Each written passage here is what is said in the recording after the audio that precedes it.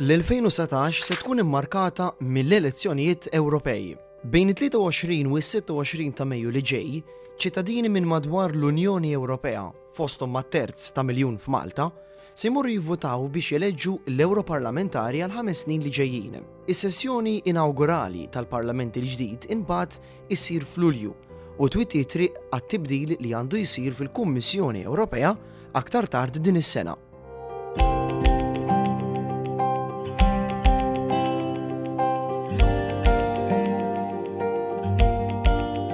Dwar it-ħejjiet li għaddejjin fil-Parlament Ewropew fi Brussell li tajjeb ngħidu li dan iż-żmien tas-sena tilbes libsa tal-miliet, iltqajna ma' Massimo Farrugia li issa ilu 5 snin jaħdem fil-bini ta' din l-istituzzjoni fil-kapitali Belġjana.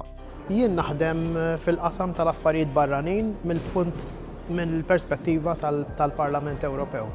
Qabel xogħol li kien fil-komunikazzjoni, issa qed naħdem fil-qasam tal-affarijiet barranin u speċifikatament insegwi il-Palestina u l-Irak bħala żewġ pajjiżi li magħhom l-Unjoni Ewropea għandha relazzjoni. Din il-kampanja għal dawn l-elezzjonijiet fil-pajjiżi kollha tal-Unjoni Ewropea qiegħda tiffoka fuq li wieħed għandu jivvota u jħeġġeġ lill-oħrajn jivvotaw biex jintażlu ftit aktar minn 700 deputat fosthom 6 Maltin. Din id-darba id-differenza hija li qed issir enfasi fuq il-fatt illi hemm bżonn li fil-verità n-nies joħorġu jivvotaw. Tendenza fl-Ewropa hija li jkollok iżjed votanti li jmorru għal partiti populisti u ħafna drabi tal-lemin estrem. U għal daqstant il-kampanja li se ssir u li diġà bdiet fil-verità bil-mod il-mod u se ssir fix-xhur u l-ġimgħat li ġejjin ħatkun qiegħda tipprova twassal dan it-tip ta' messaġġ li huwa l-messaġġ Ewropew fil-verità. Il-kaxxa tal-voti mhix sempliċement kaxxa imma għodda biex tbiddel l-affarijiet għall-aħjar. Il-fatt li inti issa għandek il-ċans li se tivvota huwa tajjeb ħafna, se tesprimi l-opinjoni tiegħek u turi jekk hemm xi ħaġa li mhux għaddejja kif suppost jew ma taqbilx magħha, se tagħti s-sem tiegħek u l-views tiegħek fuq il-ħaġa. Il-futur tal-Unjoni Ewropea jiddependi minnek. Issieħeb ma' ħafna oħrajn fil-kampanja This Time I'm Voting fuq is-sit din id-darba ser nivvota.eu.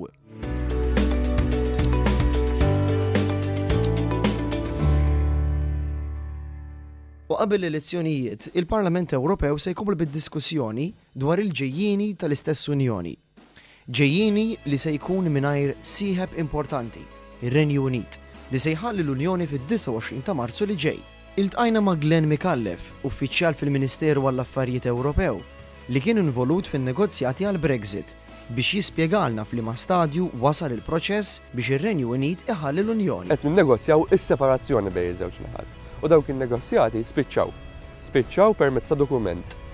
Trattat maqbul bej ir-Renju Unit u l-Unjoni Ewropea dwar se jkunu ir-regoli tal-ħruġ. Jiġifieri.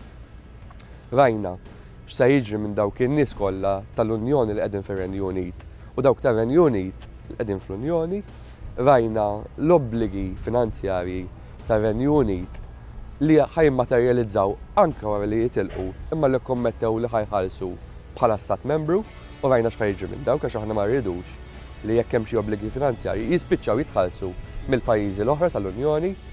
Rajna x'se jiġri fil-perjodu ta' tranzizzjoni, jiġifieri f'dawn in-negozjati kien hemm konkluż perjodu li ħajħalli regoli kollha kif huma sakemm ninnegozjaw ir-relazzjoni futura biex ma jkollniex dak il-crash, dak il-cliff edge qed ngħidu aħna bej relazzjoni futura u dak li għandna bħalissa. Imma x'ser jiġri eżatt mill-Maltin li jgħixu jew qed jistudjaw fir-Renju Unit? F'każ li l-arranġament jiġi ratifikat miż-żewġ naħat, nafu li għaddej proċess intern bħalissa fil-Commons tar-Renju Unit, jekk dak l-arranġament jidħol fis-seħħ, hemmhekk ħajkun ħadd protezzjoni lil dawk iċ-ċittadini kollha li jkunu daħlu f'naħa jew f'oħra sal-aħħar tal-perjodu ta' tranzizzjoni. Jiġifieri, jekk għandek ċittadin Malti li mar fir-Renju Unit sal-aħħar tal-2020 u jidħol fis-seħħ dal-arranġament, dak ħajkollu protezzjoni daqs li kieku mar illum u ħajbqa' jibbenefika minn servizzi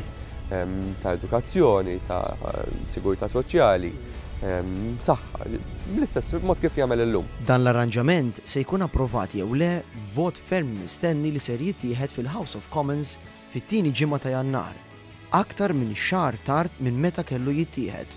Hija xi ħaġa possibbli u fattibbli kif rajna f'dawn in-negozjati li titlaq mill-Unjoni Ewropea, per hija huma negozjati painful ħafna. Għax inti mal-Unjoni Ewropea kull tip ta' relazzjoni hija bbażata fuq obbligi u fuq drittijiet.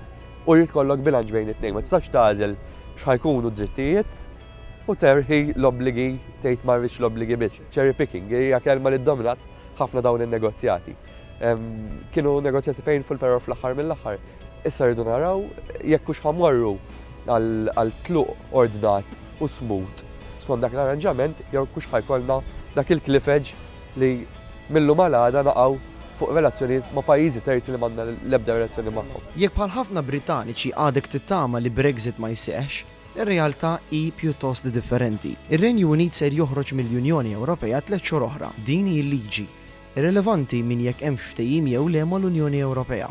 Biex jitwaqqaf Brexit jeħtieġ tibdil fil-liġi tar-Renju Unit. Fl-10 ta' Diċembru li għadda, il-Qorti Ewropea tal-Ġustizzja iddeċidiet li r-Renju Unit jista' jħassar artiklu 50 tat Trattat tal-Unjoni Ewropea li sentejn ilu dan ta' l-bidu għal Brexit.